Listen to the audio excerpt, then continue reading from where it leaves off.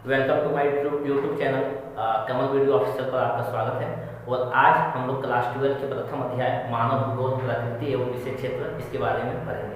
ठीक है, देखिए मानव भूगोल प्रकृति एवं विषय क्षेत्र, इसमें सबसे पहले आपको जानना होगा कि भूगोल क्या है, भूगोल किसे कहते हैं और भूगोल आखिर होता क्या है। तो देखिए भूगोल एक ऐसा ग्रीक शब्द है जो दो शब्दों से मिलकर बना है। एक जियो जिसका मतलब होता है पृथ्वी और दूसरा ग्राफस। ग्राफस का अर्थ होता है वर्णन करना या जानना। इसी तरह से ज्योग्राफी का पूर्ण अर्थ होगा पृथ्वी के बारे में जानना। पृथ्वी के बारे में जानने को कहा जाता है जियोग्राफी। ठीक है, ज्योग्राफी शब्द का जनक इरेटोस्थनीज है। ज्योग्राफी जो शब्द है इसका जनक इरेटोस्थनीज है और इसके जो पिता है, इसके पिता हिकेटियस को कहा जाता है। बहुत सा इंपॉर्टेंट क्वेश्चन है यहाँ पे कि ज्योग्राफी शब्द किसने दिया, तो इसका जवाब होगा इरेटोस्थनीज। और ज्योग्राफी के पिता किसे कहा जाता है, तो इसका जवाब होगा हिकेटियस। ठीक है, अब देखिए भूगोल शब्द तो प्रायः दो भागों में बांटा जाता है। एक होता है मानव भूगोल, नीचे दिया है, और एक दिया है भौतिक भूगोल। इसमें एक भूगोल और भी आता है जिसे हम लोग जीव भूगोल के नाम से जानते हैं।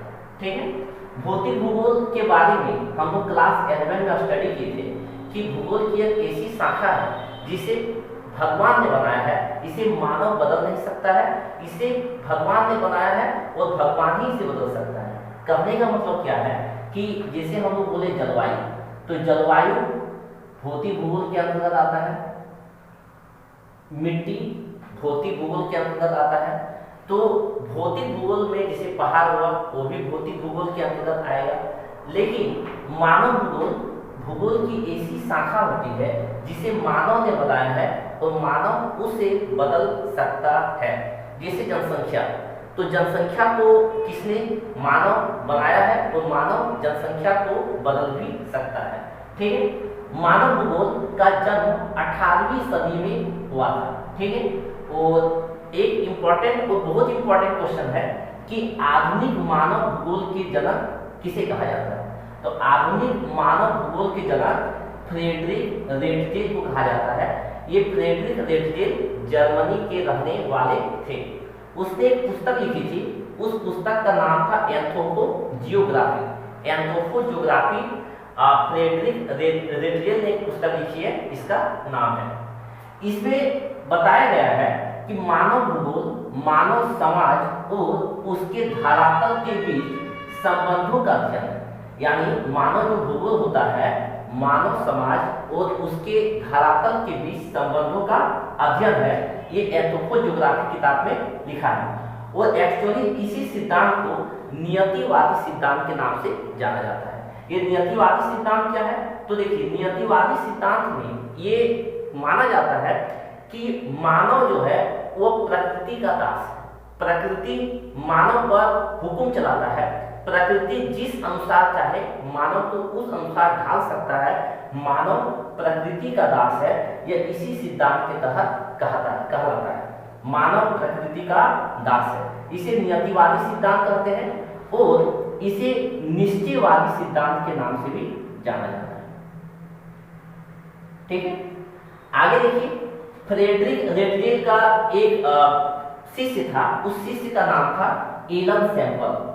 एलन सैंपल का कथन के अनुसार मानव भूगोल चंचल मानव अस्थायी पृथ्वी के पारस्परिक परिवर्तनशील का अध्ययन है। ये उसके शिष्य ने कहा था। ये कथन किसका है, एलन सैंपल का।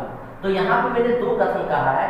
एक कथन आपका यह है मानव भूगोल मानव समाज और उसके धरातल के बीच का संबंधों का अध्ययन, इसे निश्चयवादी सिद्धांत के नाम से जाना जाता है। और एलन सैंपल भी निश्चयवादी सिद्धांत के सपोर्ट में थे। ठीक है, इसके अलावा एक और सिद्धांत आपका आएगा, उस सिद्धांत को कहते हैं संभववादी। और ये संभववादी का सिद्धांत विडाल डी ला ब्लास ने दिया था।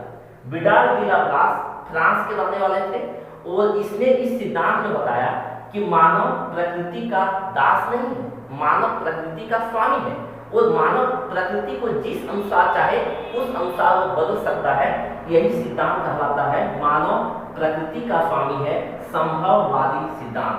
ठीक है, उसके बाद एक तीसरा सिद्धांत है जो ग्रिफिथ टेलर ने दिया था, और ग्रिफिथ टेलर का यह मानना है कि मानव ना तो प्रकृति का दास है और ना ही प्रकृति का स्वामी है, और यह प्रकृति को जिस अनुसार चाहेगा उस अनुसार वो बदल सकता है, लेकिन प्रकृति के नियमों अनुसार उसे चलना होगा, जिसे हम रुको और जाओ का सिद्धांत कहा जाता है।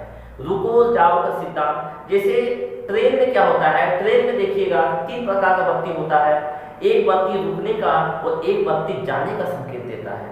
ठीक उसी प्रकार यह सिद्धांत कहलाता है रुको और जाओ, कि जब प्रकृति जिस अनुसार कहे उस अनुसार आपको रुकना है और उसी अनुसार से तुम्हें जाना है। इसी सिद्धांत को कहा जाता है रुको और जाओ का सिद्धांत, नवनियतिवादी का सिद्धांत या नवनिश्चयवादी का सिद्धांत। ठीक है, तो ये सिद्धांत ग्रिफिथ टेलर ने दिया था और उस अमेरिका के रहने वाले थे।